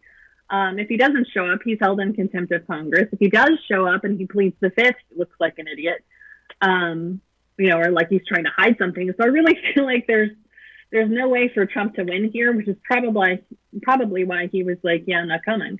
But that's exactly why Democrats should subpoena him. Yeah, I was hoping that he would want to come in. I was hoping he'd defend himself. But what questions? Oh my God, right? How do you begin that interrogation of Trump? I mean, where do you begin on all of the things that I mean, do you go through each individual lie, all 14 million of them? Where do you go? Where do you start with that? Because this has been a progress from 2015 on. I mean, they've been building for this moment the entire time. And you would think that Trump would want to make this a big show, that he would, try and make a big thing out of this. If he was any good of a TV host, this would be a huge production, and he would want to show up and he would want to tell the people his story. The problem with Trump doing that is the second they get him to raise his right hand, anything that he says he can perjure himself. So if they ask him who won the election, either he's going to lie or he's going to have to say, tell all of his followers, I didn't win. That's an interesting point. Because being under oath is not something that the Republicans have really done. And I look now at Rudy Giuliani, who, Rudy's got himself kind of in a twist. Because I'm sure you saw the story today that he's being sued. Fox News, Rudy, and Sidney Powell are all being sued for I think it's something like $2.7 billion on top of the $1.3 billion that they're being sued for by Dominion. So you're looking at, what is that, $4 billion? And with Fox News involved, it got me thinking about, with them filing, settling all their lawsuits, how many Bill O'Reilly lawsuits did you have to get the $4 billion? Yeah, seriously. This is a whole lot of actual money. I don't know. Obviously, if you go into these things, the the judge or the jury will decide how much you are actually given in damages. I think with Dominion in particular, they could very well get all of what they're asking for, because what has happened is their entire brand has been completely desecrated. Yeah. They aren't just, this is their whole business is voting machines. So when you try and say that they changed votes and that they've, done all of these things that make it completely impossible for them to be able to do business in the future, you have to pay for that. And so that's why you're seeing, networks like Newsmax take Mike Lindell off the air, because they're terrified. And I can't remember what's the company that is it Substack or something like that? Is the other company that's the voting? Well, Smartmatic is the one that's suing today. Yes, Smartmatic. I knew it started with an S. Substack, I think, is a program. It's been a long week. Anyway, so I think this is one of those things where, obviously Rudy Giuliani is never going to have this much money because his wife has already taken him. His ex-wife has already taken him for all he's got. Trump sure as hell hasn't paid him his $20 a day that he was supposed to be able to get from doing all of these lawsuits for the election. And now he's probably going to have to hire an attorney if he's called to testify for the impeachment trial or any other trial. So, Rudy's not going to have any money, but these companies that are going after media companies like Newsmax and Fox News, or after people like Mike Lindell, these people have real money, and that they could actually get a lot of it. Yeah, I want to see Rudy defend himself, to be honest with you. I think that would be so great. Again, there should be a whole nother channel for that. I mean, I'm envisioning a whole new cable system. There could be a whole new, the Justice Channel, the Accountability Channel, something. I just imagine Rudy Giuliani saying one thing to himself and then answering it, and then trying to hold himself in contempt or trying to treat himself as a hostile witness or something. And this could be really funny. Would that be? Does he have a puppet that talks to himself? How does this work? Like with a sock puppet? Yeah. Would that be before or after he tucks in his shirt? Never mind. But no, I'm excited to see what the impeachment brings us. I love the Republicans trying to get past it. I wasn't a huge fan of the first impeachment because I knew it wasn't going to go anywhere. But this one is a must. This is, in my view, this is a must, because we have to know and expose not just the people who ran into the Capitol and, as I've been saying, defecated on the floor and took a leak on a desk, but all those people who funded it.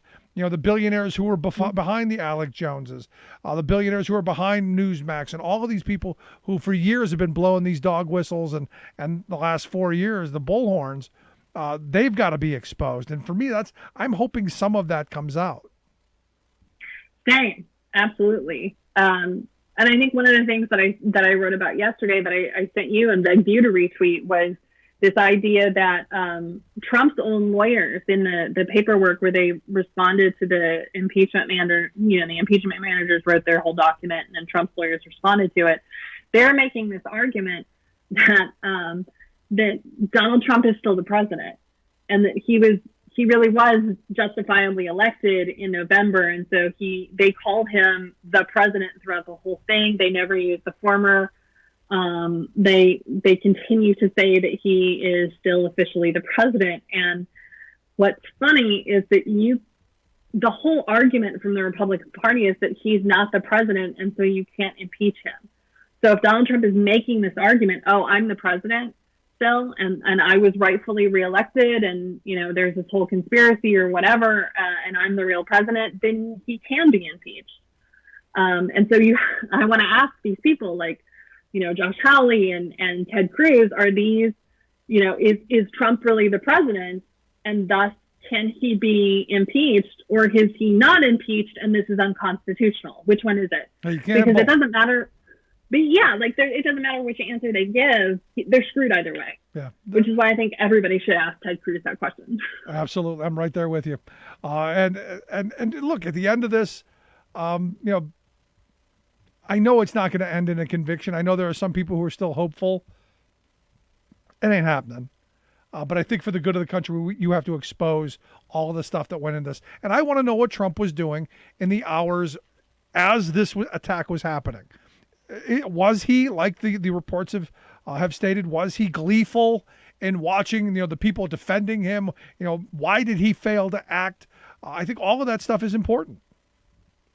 I think so too. And I think more than that, this is not, if we expect that we're not going to win this case, I think the most important thing that the Democrats and the impeachment managers can do is they can really try this in the court of public opinion.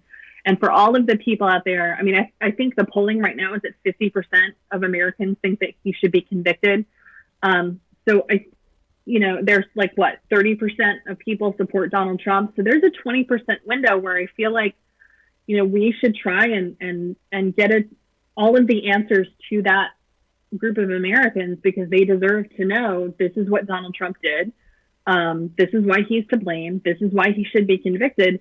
And so if you end up with 75% of Americans who are like, yeah, no, he probably should be convicted and barred from running for office again, I think that then starts to put pressure on some of these Republicans, particularly the ones who are going to end up running for office again in 2022. I had a listener ask me if I thought there was any chance that Joe Biden would step in and pardon him, arguing that, hey, we need to, as I do, we got to get things done. The argument that I'm making against going after Marjorie Taylor Greene, I don't see there being a way that happens. Do you? Oh, hell no. First of all, Joe Biden wants nothing to do with this. So I think his pitch is, I got stuff to do.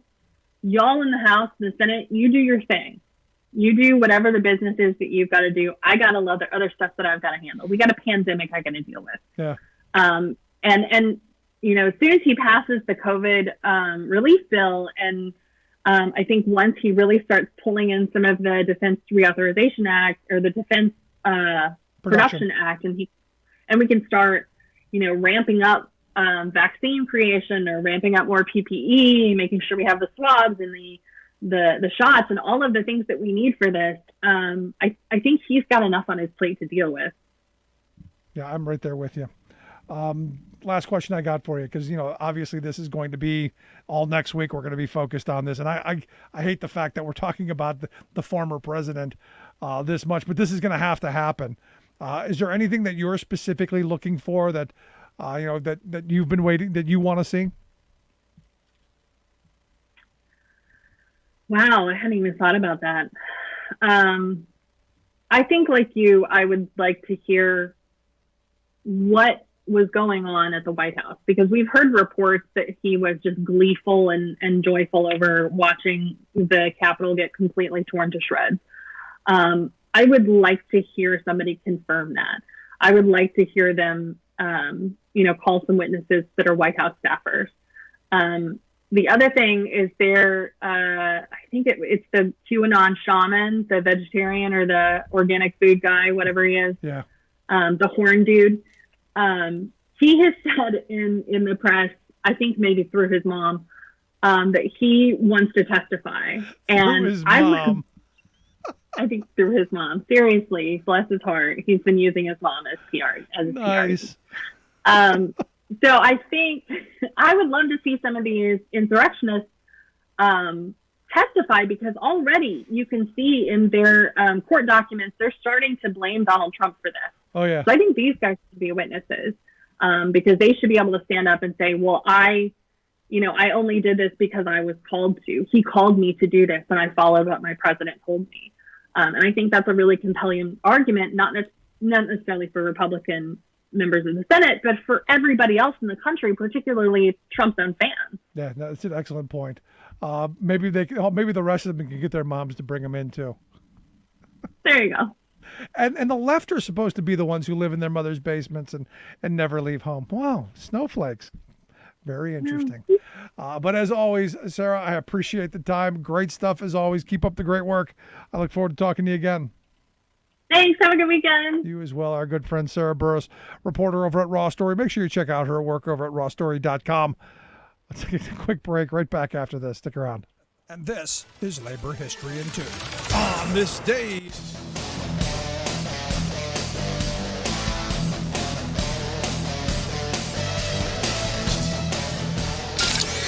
waving the flag of freedom for people, not corporations. Rick Smith. So as the Biden administration prepares a whole-of-government approach to combating climate change, the Democratic majority will pursue a whole-of-Senate approach as well. Democrats take control, pledge to act on climate.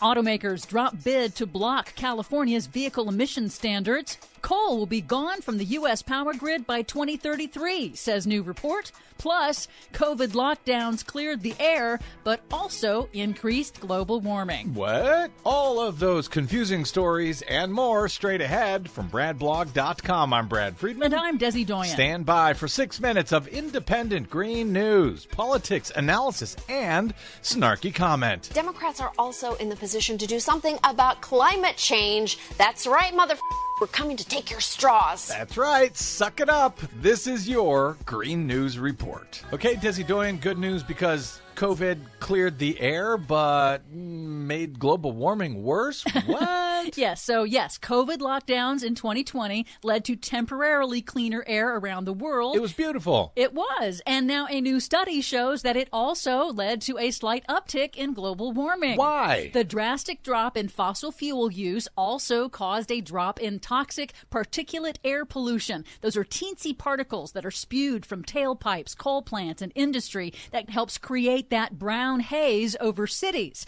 Those particles also cool the atmosphere slightly by blocking the sun's heat. So yes, cleaning up the air will warm the planet a tiny bit, but it will kill a lot fewer people from toxic air pollution. So pollution is needed to stop global warming. No, pollution is not needed to stop global warming.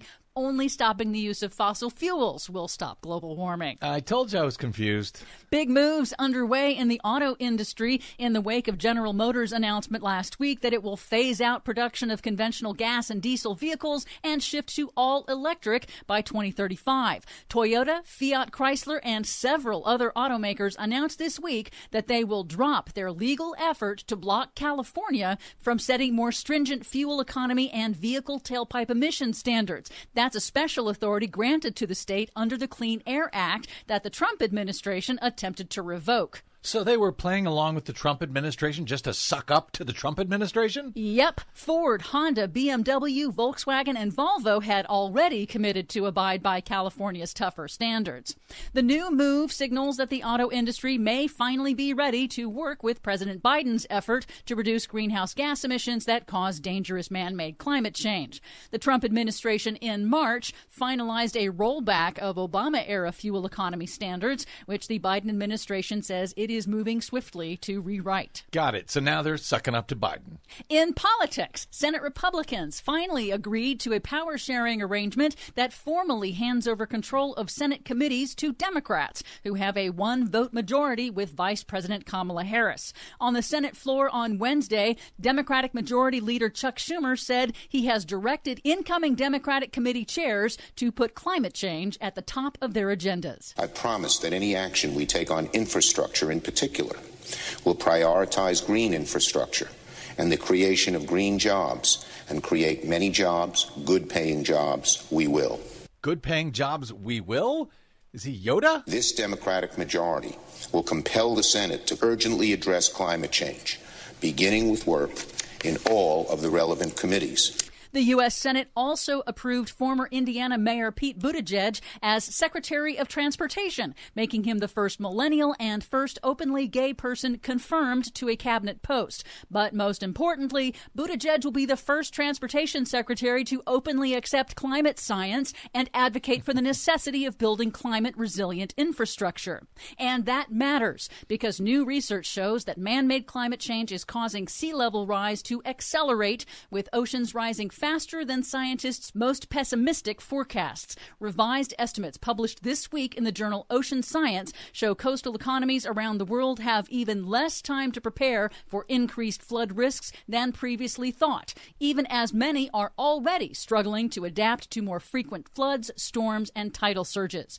The researchers warn that trillions of dollars worth of insured property now faces accelerating flood risks and suggests countries need to move even faster to cut their greenhouse gas emissions. Finally, good news for things that breathe. That's me. Polluting coal is on track to disappear from the U.S. power grid by 2033 as the global shift to renewable energy accelerates. That's according to a new report from Morgan Stanley. Coal supplies about 20% of U.S. electricity currently. The report projects that coal will be replaced largely by renewable energy sources that will supply 40% of U.S. electricity by 2030 and more than 50% by 2035. See you, Cole. For much more on all of those reports and the ones we couldn't get to today, please check out our website at greennews.bradblog.com. Find, follow, and share us planet-wide on the Facebooks and the Twitters at Green News Report. I'm Brad Friedman. And I'm Desi Doyen. And this has been your Green News Report.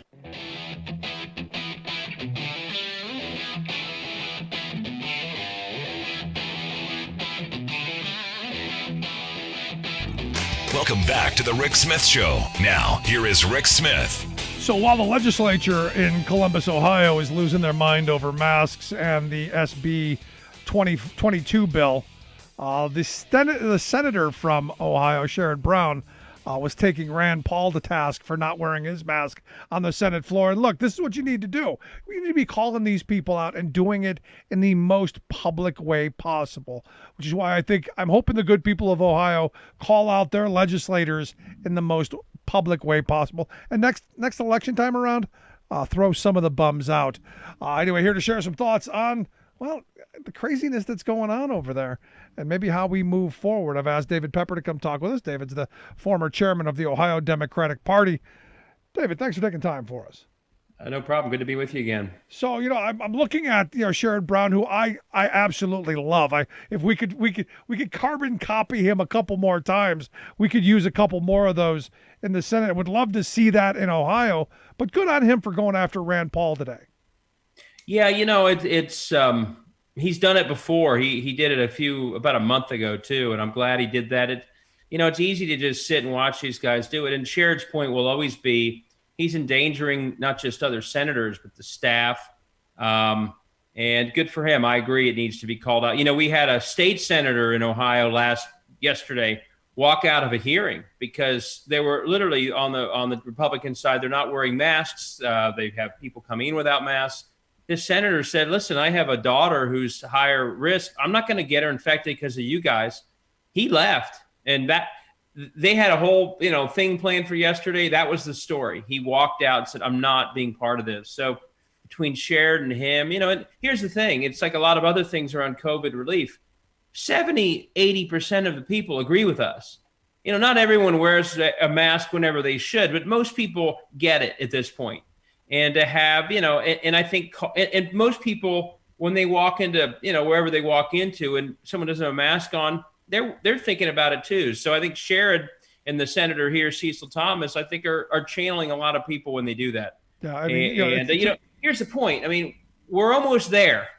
If you haven't gotten a vaccine yet, you're weeks or months away. Why in the world do we want to continue to take risks with other people's lives when we're getting close? Yeah. And that's why it's also so frustrating. No, and again, it's another reason I think we need smart people in elected office. We used to have, at least I like to believe, we used to have at least, the best and brightest who stepped forward and were our leaders, or maybe it's just I like to idealize the past. Right. But we've got people now to where it's really, I mean, I look at this woman who, this Marjorie Taylor Greene, I'm going, what in the hell is this woman doing in Congress? Yeah. No, excuse me, I have the same. I go back, and I don't want to idealize it. There's always been deep issues. But, when I was young, you'd watch like 3 morning shows on a Sunday, and they'd have Warren Rudman on or Tim. They had all these guys. Everyone seemed kind of calm, somewhat normal. You might not agree with them. And now it's like, and I as a kid would have thought, yeah, you actually have to be somewhat impressive to be a member of Congress. I mean, that would have been my mindset. And now you obviously don't. You can have all sorts of crazy ideas.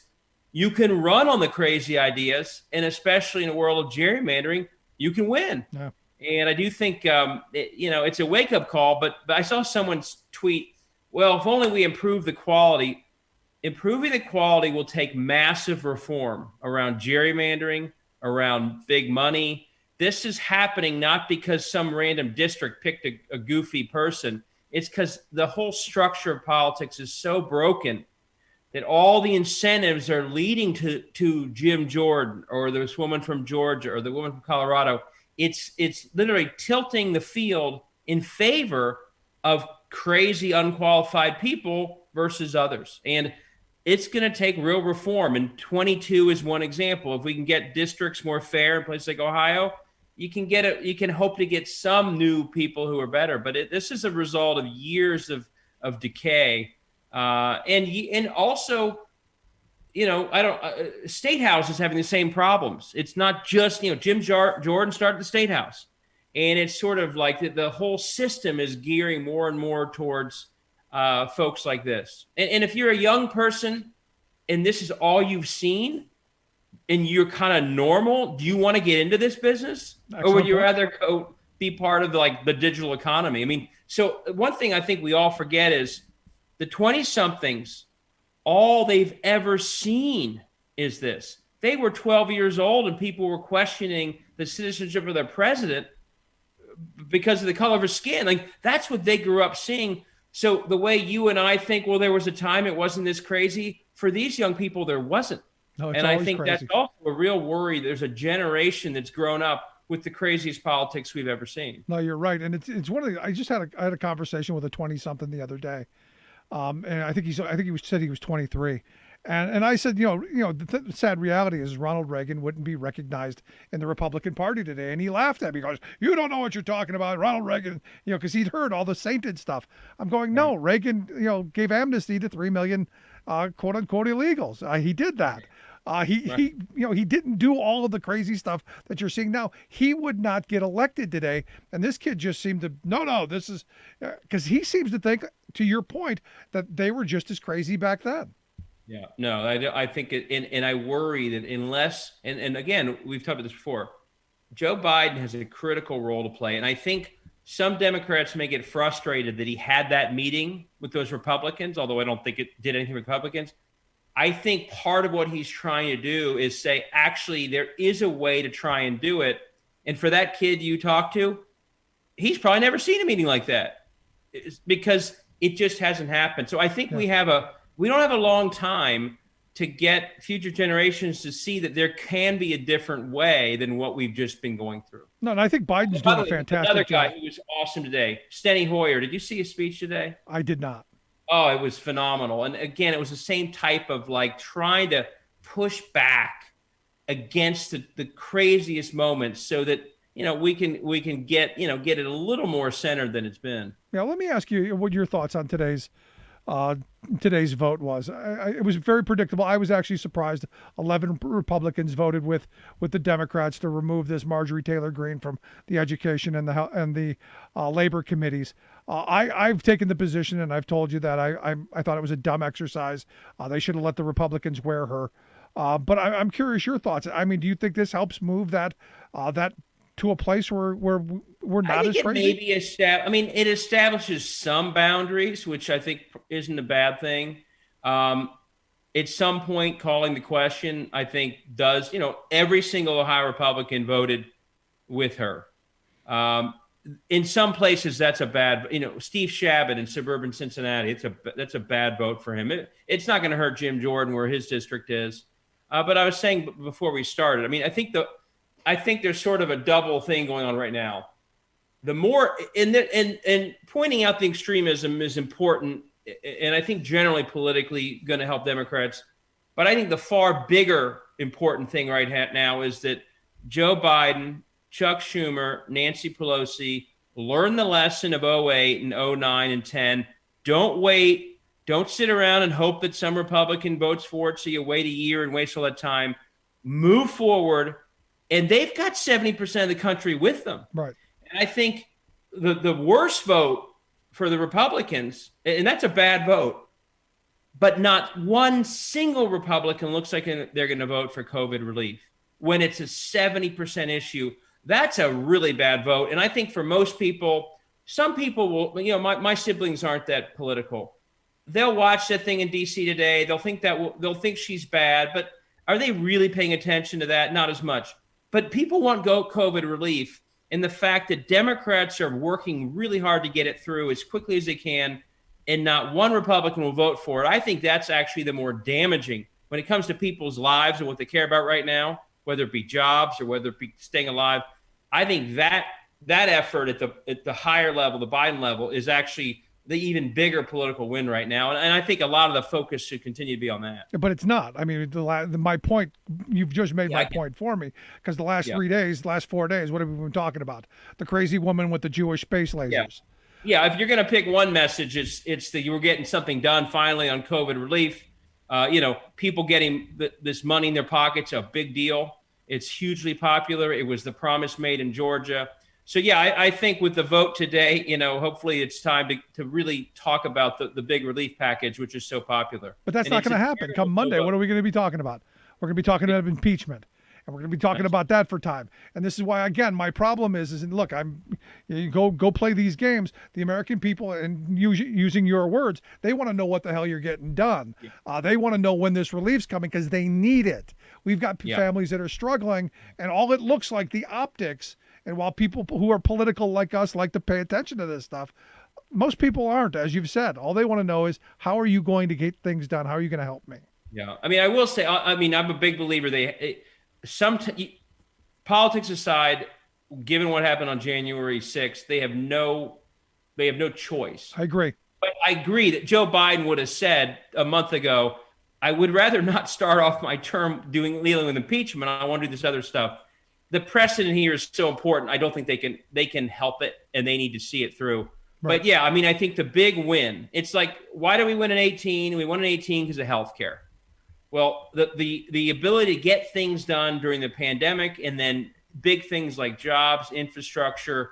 We talked about it, some of the labor, good jobs, lifting wages stuff. That stuff's going to be how you potentially build up to a successful 22 and not a bad 22. It's that day-to-day kitchen table stuff that in the end I think is the bigger impact stuff. Yeah, I don't fanboy over politicians, but I'll tell you, I'm really happy with so far with Joe Biden, what he's done.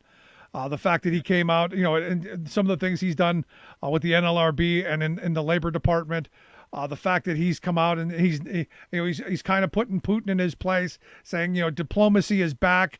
There's the new sheriff in town. The fact that he has done things and done it as a matter of course, and they're not being this Twitter constant messaging stuff going on. The fact that the guy's showing up every day, he's doing his job, and he's doing a damn good job. I agree. I mean, I think they learned the lessons of Obama, where they worked too hard to get, Chuck Grassley's vote on healthcare.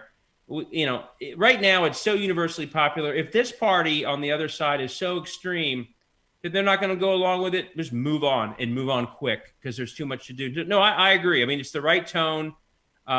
He puts out an olive branch. They reject it. So he moves forward. I agree. I think it's very smart. And I do think one of there were some major things left on the table by the Obama administration on labor issues. And, after it happened, what a regret, especially early when we had Democrats in the Senate, the House, and the White House, and we didn't go for it. And when you see, it's not just political, it's the income inequality. If we don't have the constant fight to lift wages and to have more collective bargaining that's protected, if we don't grab hold of those opportunities when we have all three things, like we know what happens when they have them. They put all the worst people in NLRB. They do right to work everywhere. So you can't let the time waste and not do these things, because it's only every once in a while that you have the ability to do it. So yeah, I totally agree. This is when you go for it. And I think that governors a decade ago, Democratic governors, and even the Obama administration did not see through some of these things. I think labor was frustrated. I was even more frustrated once Trump got in there, because when they get in there, they don't mess around. They go for the jugular, and we left a lot undone the last time. No, they know how to drive the steamroller. We just could run over our foot. And an example of that is, Kentucky gets the governor's mansion. Republicans control everything. The first possible moment, they woke people up at 9 o'clock on a Saturday morning to push through their right to work law. Virginia and Nevada, they controlled all of that. They're still right to work on the books. So for me, again, you're so spot on, which is why I said I'm thrilled with what Biden is doing. But how do you see? You're somebody who's been doing this a while, because I want to make sure people are focused on the right stuff. When this impeachment stuff comes out, this is where the media is going to be. But the real fight is over this rescue package.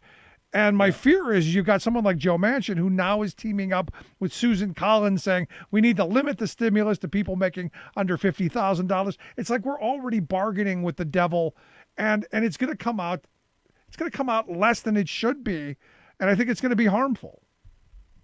Yeah, I mean, I hope my hope is they're whittling away on a few things. If they limit it if they set a hard cap at a certain high level, if that's the deal, that's fine. But I wouldn't do it if the reason you're doing it is just to get a Republican vote or two. I just think that to reduce it in any substantial way is a mistake because it's so badly needed. I would say that even if the politics were shakier. The good news is the politics are hugely in favor of something robust. But more importantly, I really believe, and this is going to sound really harsh, but it's true, Mitch McConnell, Rob Portman, and others cost thousands of lives last year by doing nothing. This is not just about economic stimulus. It's about giving people the economic security to make decisions to be safe until they get the vaccine. And if you are not coming in with a big enough package, they're going to still be forced to do things, in some cases, go to jobs that don't feel safe. If they can't get unemployment, if they have no money, unlike other countries which said, we care more about you getting healthy than forcing you to just keep food on the table. That's what's at stake here. So going big, it's not just an economic issue. It's about allowing people to survive until they get this vaccine. Right. And so it's not, to me, the politics are very good on this, but it's a deeper issue. I really think that Trump was as awful as he was. We all know that. But the second half of last year, McConnell and all the senators who did nothing, they really cost lives in this country because people were, the economy turned back the other way. People were really stressed. And they're going off every day, getting infected in places that weren't safe to work. No, you're absolutely right. My problem with Manchin and this whittling it down a little bit more is you're now dividing us even more. And I think the popularity of it falls because, there are people who do make a reasonable living, but they're struggling too. And this is that Hunger Games that the Republicans play so well. Before I let you go, I wanted to get your thoughts because today I got an email announcing that Amy Acton, the former director of the Ohio Department of Health, evidently she's leaving her job, but she wanted to clarify that she's not sure. She may run, she may not run, because obviously Rob Portman is leaving in 2022. I see this as she's in, right? Am I reading that right? I wouldn't. I think it's probably more likely than not, but I wouldn't say for sure. I think she is. I think Tim Ryan is also saying, I'm looking strongly at it. I'll decide in March. So I think they're both likely to do it. I think they're also watching to see what the other one does. We've got a governor's race too.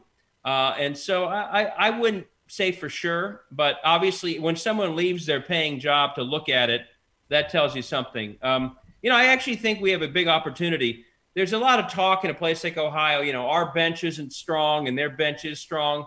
The people showing up to run for Senate in Ohio, Tim Ryan and Amy Acton, are actually both potentially very strong candidates. The Republicans showing up are the current Republican chair, who has almost no name ID, and a guy named Josh Mandel, who Sherrod Brown crushed in 2012. He's like a Josh Hawley type, has very high negatives.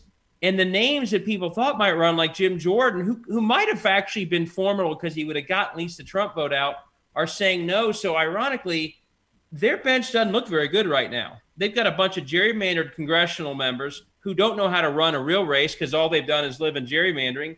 And right now, I don't know if we'll have a primary or not. Acton has name ID through the roof. She's probably the most she's the most known woman in Ohio, maybe the second most known public figure in Ohio after the governor, because she was his health director. Tim Ryan, great candidate, huge talent from Youngstown, can talk the issues we're talking about. On paper, I'd say both of them are better than the Republicans running right now. If you have somewhat of a balanced turnout like we saw in 18, I think actually there's a chance either one of them might be able to win that race. Boy, that would be great news. And hopefully some of that will rub off here where I'm at in Pennsylvania. We pick up Toomey's seat with a good Democrat. I'm hoping John Fetterman jumps into the race. Would love to see Lieutenant Governor. You guys have, frankly, an even better chance there, given how close you've been. So yeah, that is the hope. But David, I appreciate the time and the thoughts. Come back and talk with us again real soon. Will do. Take care. I'll see you. Good stuff. David Pepper, former chair of the Ohio Democratic Party. Going to take a quick break. Right back to wrap things up. Stick around. You're listening to The Rick Smith Show.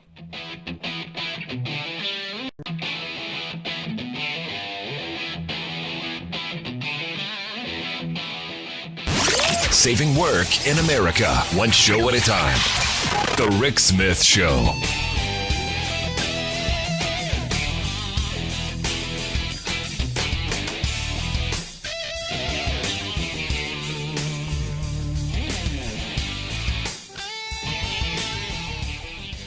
I'm Rick Smith, and this is Labor History in 2. On this day in labor history, the year was 1825. That was the day the Ohio legislature authorized the Canal Act. The act called for the construction of 2 canals. The first would connect Lake Erie to the Ohio River, stretching from Cleveland in the north to Portsmouth in the south. The second would connect Cincinnati to Toledo.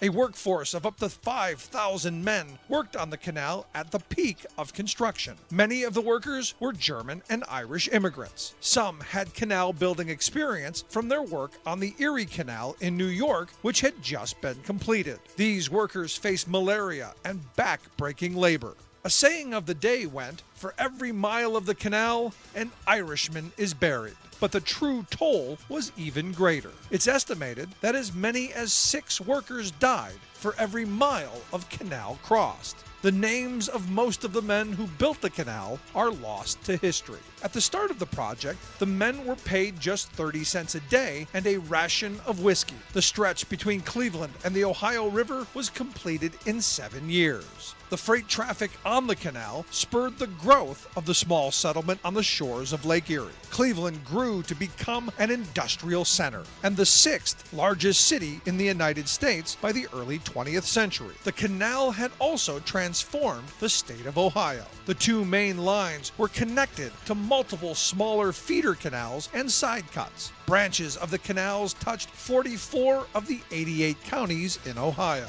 Local farmers and merchants were finally connected to the markets in the east through this elaborate network. Labor History in 2 brought to you by the Illinois Labor History Society and The Rick Smith Show. For more information, go to laborhistoryin2.com, like us on Facebook, and follow us on the Twitters at Labor History in 2.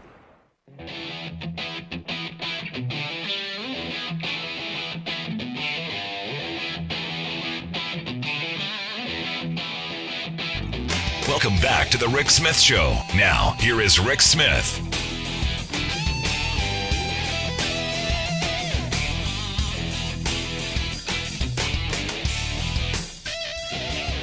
So Donald Trump evidently resigned from his union, from the SAG-AFTRA union. They were about ready to kick him out anyway, but his letter is very, very Trumpian. It's what you would expect to come out of Donald Trump. You're terrible. I'm great. You're miserable. I'm the best ever. And to be honest, I was going to read some of it. I don't care. I'm hoping I'm hoping we don't see him anymore, to be honest. Hoping that's the end. Just my thoughts. And finally, I said earlier that Rudy Giuliani was being sued by this smart tech company for Smartmatic for $2.7 billion. What he's really, really ticked about is evidently before his show, there's a disclaimer where an announcer says, because he does a show on WABC radio, the views, assumption, and opinions expressed by former U.S. attorney and former attorney to the President of the United States and New York City Mayor Rudy Giuliani as guests and callers on his program are strictly their own and do not necessarily represent the opinions, beliefs, or policies of WABC Radio, its owners, Red Apple Group, and other WABC hosts or our advertisers. He's really ticked about this because it's basically saying we don't agree with anything, but we're still going to put him on. I'm curious why they bother putting him on, because you're opening yourself up for this kind of liability. Other than the fact that, maybe they hope he says something really, really stupid, which might get him some attention. I don't know. It's funny though. I do get a laugh out of it. But it is where we are. And as we talked about earlier, you're getting a lot of these media companies who are putting out these disclaimers because these people are saying, have been saying crazy stuff. And it's going to be interesting to see how these lawsuits, how they play out, and how much it's going to cost them to settle. And I guess, and I don't know that there'll be any settlements out of court. I think these companies want public shame so they can regain their brands. Be interesting to see. Anyway, if you missed any of today's program, thericksmithshow.com. That's where you go to get the podcast, the Rick Smith Show app on the smartphone. Take the program on the go wherever you go. And as always, you can email me, rick@thericksmithshow.com. Thanks so much for being here. We'll see you back here next time.